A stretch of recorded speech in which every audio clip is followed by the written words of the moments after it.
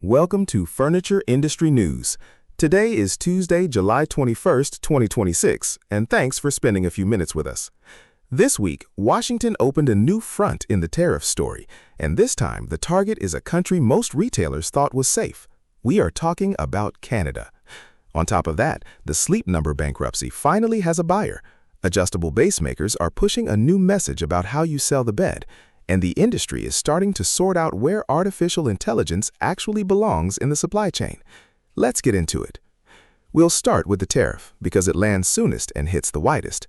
The White House has set a 50% tariff on a broad list of Canadian imports, and furniture is on that list. It takes effect on August 19th, and it reaches nearly $20 billion in goods. Alongside furniture, the duties cover dairy, clothing, cement, swimming pools, fishing rods, and even hockey equipment. To do this, the President invoked Section 338 of the Tariff Act of 1930. That is a rarely used provision that lets the President impose duties of up to 50% on countries found to discriminate against American commerce. The White House tied the move to Canada's treatment of American automobiles, alcohol, and dairy, and to Canada's retaliation against earlier tariffs. A few things are exempt, including energy products, fish, critical minerals, potash, and goods already covered under the steel and aluminum tariffs. But here's the part that stings for our industry. The new duty also applies to qualifying goods that used to enter the United States duty-free under the trade agreement with Mexico and Canada. Now, why does this matter so much? Think about who has been shifting sourcing toward Canada. A lot of retailers moved north specifically to get away from tariffs on Asian goods. Canada looked like the safe, low-risk choice.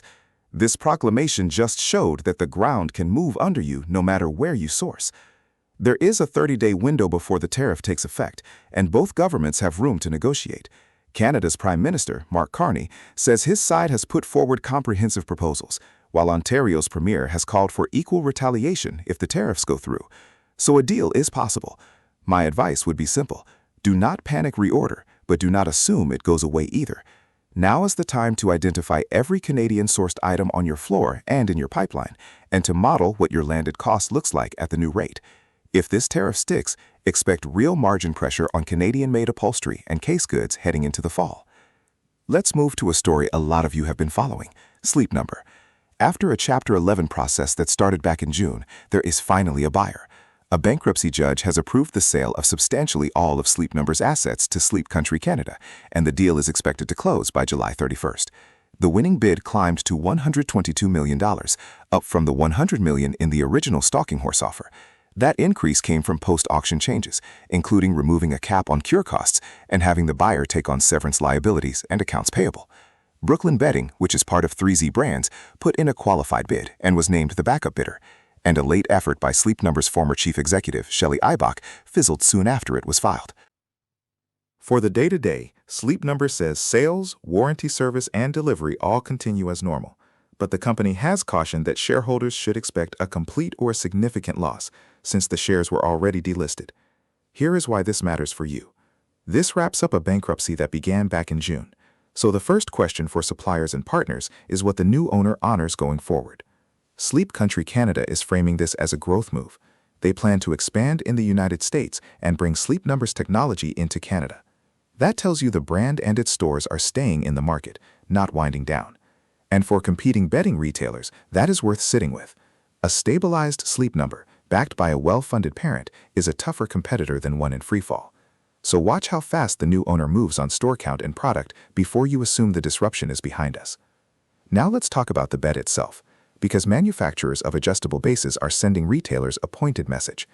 Their argument is that the adjustable base is no longer a premium upgrade. It is the foundation of a complete sleep system, and yet attachment rates stay stubbornly low. Even though awareness is up, features are better, and price points reach more shoppers than ever. Here is the interesting part. The suppliers are not blaming consumers. They are pointing at retailer execution on the showroom floor. One chief executive, Phil McCarty of Customatic Sleep Technologies, put it plainly, saying everyone can use an adjustable and that the category still has, in his words, a ton of runway. The pitch is shifting toward health and wellness. Suppliers want retailers to talk about easing snoring, acid reflux, pressure points, and circulation. Some are even exploring whether these products can qualify for health spending accounts, though that generally requires a letter of medical necessity. There is also a clear selling technique the manufacturers keep repeating. Lead your demonstration with the fully featured model, not the entry-level one, because it is easier to step a customer down in price than to step them up. And demonstrate the base in motion. Do not just describe it. As one executive noted, the moment the customer sees zero-gravity position, they understand the difference immediately. We are also seeing continued investment in the category. Industry veteran Ted Singer recently launched a new adjustables company aimed at independent retailers, which is a real vote of confidence given how soft traffic has been. So what is the takeaway? The growth opportunity here is not a new product. It is better execution on the product already sitting on your floor. Suppliers are also nudging the industry away from free base giveaways and towards selling value because they worry that giving bases away devalues the category. The concrete plays are these. Train your sales associates to ask about sleep problems instead of reciting specs. Always demonstrate the base and present the whole package, the base, the mattress, the pillow, and the protector, as one purchase. When traffic is thin, raising the average ticket on each shopper who does walk in is where the real growth lives. That theme of thin traffic carried right into the 4th of July results, which came in uneven. Fewer retailers were willing to share numbers this time, but the ones who did described the same split market that has defined this entire year. Premium buyers are still spending, value shoppers are hunting for deals, and foot traffic is down almost everywhere. HOM Furniture, which operates across 5 states in the Midwest, reported sales gains over last year, led by mattresses, motion upholstery, and outdoor furniture. Their president credited good weather and said business was strongest in the days right before the holiday.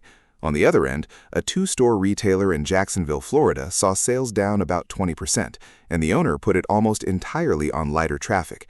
His close rate held up fine. There simply were not as many people walking in. And a retailer in Pennsylvania reported low single-digit gains, but noted that July shoppers were a harder sell than Memorial Day buyers, who had arrived with more pent-up demand. The lesson running through all of it is that traffic is the constraint right now, not the quality of demand. The people who show up are buying, and often at the higher end, there are just fewer of them. That makes every visit more valuable and puts the spotlight on your close rate, your average ticket, and your financing options. The retailers who sound most confident are the ones treating each visit as high stakes, with educated staff, a differentiated experience, and strong financing. One of them is already planning a big fall event, which looks smart given how much noise the election season is likely to add to the 4th quarter. Let's shift to housing, because there is a useful split in the data. Homeowners are still investing in the homes they already own, even as the market to buy or build stays stuck. The National Association of Home Builders put its 2nd quarter remodeling market index at 61. That is down just 1 point, and it has held in the low 60s for the past year. Anything above 50 means more remodelers see conditions as good than poor. Compare that with confidence in newly built single-family homes, which fell 2 points to 34 in July, and has now stayed below 40 for 15 straight months. That is the longest such stretch since the foreclosure crisis in 2011 and 2012. Within remodeling, moderate-sized projects actually rose, and small projects held steady, while the largest projects softened a bit. The chief economist credited rising homeowner equity and an aging housing stock, but he also flagged that nearly 3/4 of remodelers reported supplier price increases since March, averaging about 6.7%. Here is why this is an opening for furniture. With high interest rates keeping people in their current homes, remodeling is where the home improvement money is flowing, and a renovated room is an unfinished room until it is furnished. Retailers who position themselves alongside remodeling projects through design services, room completion offers, or partnerships with contractors and designers can catch spending that is already moving. And if remodeling budgets tighten under those higher materials costs, you can frame new furniture as the affordable finishing touch rather than the line item that gets cut. Before we wrap, a few quick items worth knowing. On artificial intelligence, furniture logistics leaders gathered at a recent supply chain conference and drew a clear line. They see AI's value in visibility and in catching exceptions, not in replacing people. As one supply chain manager put it, they want to use AI to help people do their jobs, not replace them. The bigger warning from the keynote was about foundations. A great dashboard built on bad data is still wrong, and tools that do not connect across partners just create more noise. So the practical test before you buy anything is whether a tool can survive contact with your messiest supplier and your busiest quarter. And one related note, A speaker pointed out that Customs and Border Protection is already using AI on imports. For anyone importing, that is one more reason to keep your product classification and your country of origin records clean, especially with enforcement tightening. Finally, consumer confidence ticked up slightly in June, rising to 90.6, helped mostly by cheaper gas.